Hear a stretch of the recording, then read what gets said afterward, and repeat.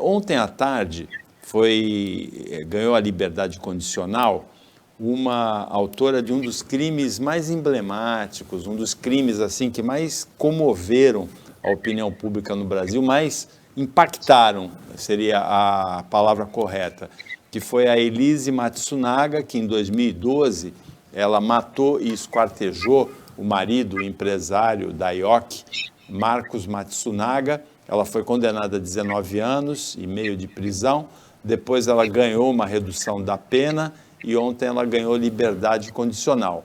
É certo que já hoje, amanhã, nos próximos dias, vai haver muita repercussão dessa saída da prisão da Elise Matsunaga nas redes sociais, não é, Patrícia?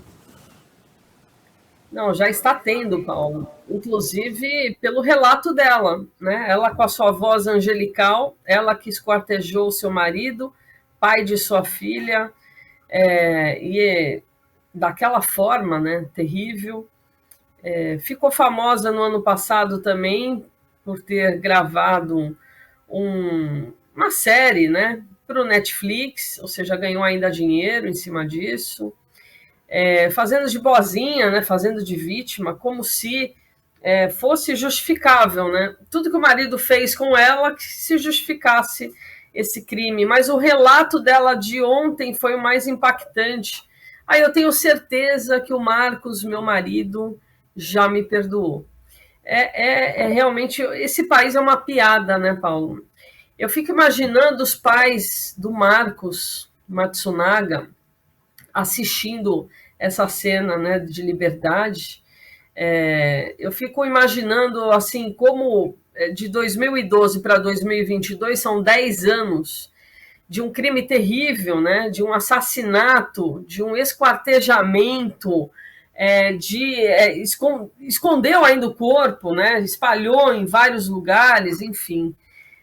Eu fico realmente imaginando que o crime compensa, né, porque foram 10 anos só, né, em que ela viveu enquanto celebridade, porque no próprio relato do livro da Suzanne von Richthofen, que um jornalista fez, ele fala do próprio tratamento que a Elise tinha no próprio complexo, né, penitenciário, porque ela era famosa, ela era, né, capa de revista e de jornal. Quer dizer, surreal como há uma inversão de valores no nosso país, né? Onde pessoas que são criminosas ganham a liberdade assim, em pouquíssimo tempo, 10 anos, com direito a saidinhas nesse meio tempo, com revisão de pena, ficou barato, né? E agora ela sai e vai dar meia dúzia de entrevista para a TV, vai ganhar o seu dinheirinho. E quem perdeu o seu filho, quem perdeu o seu familiar, fica realmente desalentado. Esse país não é para os fracos mesmo, Paulo. É interessante também, tem um outro aspecto interessante, que é um criminoso com celebridade, assim, que fica muito celebrizado, ele tem um impacto afetivo. É muito difícil a gente imaginar alguma pessoa que queira namorar a Elise Matsunaga. Dá medo, né? Já pensou? Ela esquartejou o marido, né? Então ela é capaz de fazer isso. Mas o maníaco do parque, que abusou sexualmente, matou dezenas, né, de moças, ele recebia cartas apaixonadas na prisão.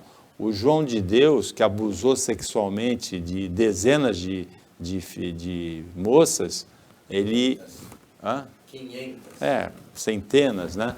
Ele casou agora, no mês passado, com uma advogada, o médico Roger Abdelmaci, que também abusou de dezenas de pacientes sexualmente. A mulher dele, advogada, que era procuradora de justiça, renunciou ao cargo para ficar com ele, ficou com ele. Então, afetivamente, tem a síndrome de Estocolmo. É muito difícil em que a sequestrada se apaixona pelo sequestrador, né? É muito difícil da gente saber como é que se comporta a emoção humana, o sentimento, o afeto, né? Mas a Elise Matsunaga, é provável que ela também mexa com alguns corações, viu? Não, meu. Deixa eu começar. Assim, é difícil a gente poder ter bom humor numa pauta dessas, tão monstruosa. Mas eu queria começar brincando com a Patrícia Gorsch, que ela é a única que consegue falar o nome da Christiane von Richthofen com sotaque perfeito, com a pronúncia correta. É Suzane. Eu nem consigo nem o primeiro nome. Ela vai nos dois. Assim como do Roger Abdulmassi, o Paulo consegue falar perfeitamente. Mas eu queria falar que a Elise Matsunaga, ela é um ponto fora da curva por vários motivos. Principalmente porque ela é mulher. Chama mais atenção porque é uma mulher que está esquartejando um marido. Não quero em nenhum momento diminuir o nível de bestialidade do crime dela. Mas neste Brasil é o oposto. O Brasil é um dos 5 países do mundo que mais matam mulheres. Apesar de ter uma legislação que é tida como uma das 3 melhores do mundo. A Lei Maria da Penha, as medidas de proteção, no papel são maravilhosas. Mas matamos as mulheres, às centenas, às dezenas, às milhares.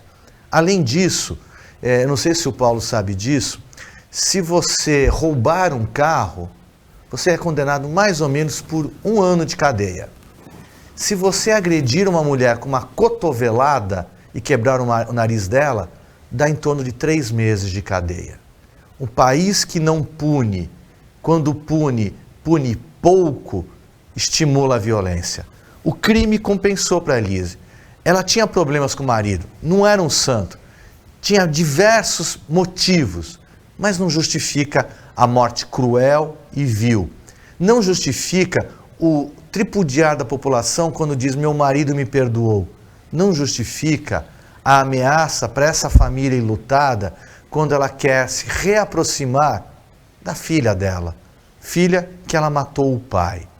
A gente precisa repensar o nosso arcabouço legal, e para mim é muito fácil, eu sou um médico, tenho uma jurista aqui presente, de renome, mas é o seguinte, não dá para ficar apenas 10 anos, não dá para a gente estar numa sociedade adoecida, como o Paulo coloca, que de alguma maneira idolatra o criminoso.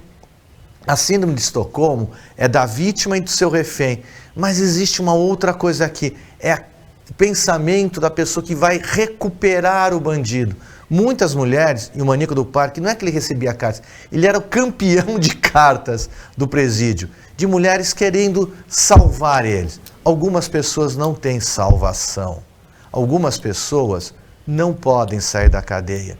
A gente lembra do Chambinha, que está preso, graças a Deus, mas a gente também lembra e olha à nossa volta quantos bandidos que costumam cometer o mesmo crime continuam soltos ou passam pouco tempo na cadeia.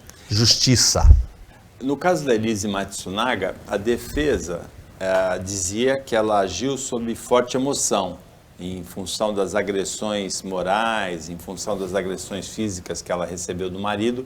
A morte do marido foi uma reação. Isso não tem explicação, não tem justificativa para isso. Tem agressão moral, tem agressão física, vai, faz um boletim de ocorrência, separa, sai do casamento. Não tem justificativa para matar. Agora, a acusação e o assistente de acusação foi presidente da OAB São Paulo, né, o Durso. Ele disse que foi sim um crime premeditado, ela pensou em ficar com as posses do marido, que era empresário e muito rico.